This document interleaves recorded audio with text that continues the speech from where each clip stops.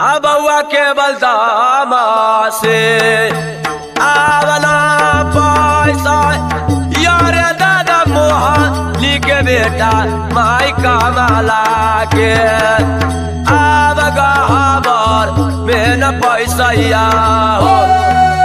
बउआ के बलदामा से आवना पैसा हो दादा मोहनी के बेटा माई कमाला के आया पैसा हो बउआ केवल झोंके ये आवना झोंका कर दादा मोहनी के बेटा माई कमाला के आब पराना बेल करैया हो बउआ के बल झोंके आवना झोंके कहो दादा मोहनी के बेटा माया कमाला के याब परना करैया हो अरे बउआ केवल वो मासाल आवना जाए यारे दादा मोहनी के बेटा बउआ सारा राज आए मोंगे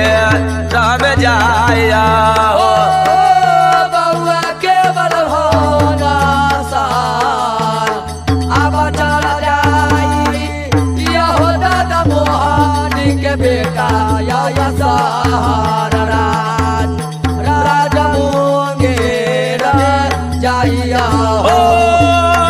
बउआ जी के घरी के आवना चला लैया दादा मोहनी के बेटा के पहाड़ा पार पाएरा बितावे न करैया हो बउआ के बल घर के आवना चाला लै हो दादा मोहनी के बेटा के पहाड़ पैरा बिताबो कैला हो बउआ धीरे पाला के आवना जो मैया रे दादा मोहनी के बेटा माई कोशिका के याब के ना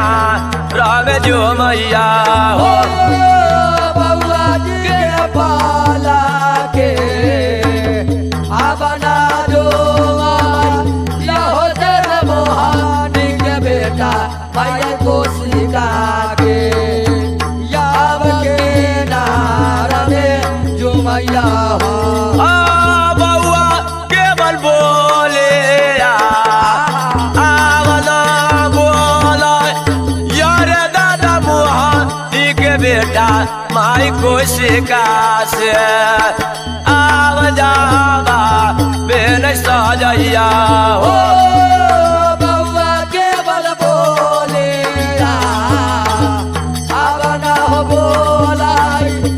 हो के बोला हो बउआ माई कोशिका से सजैया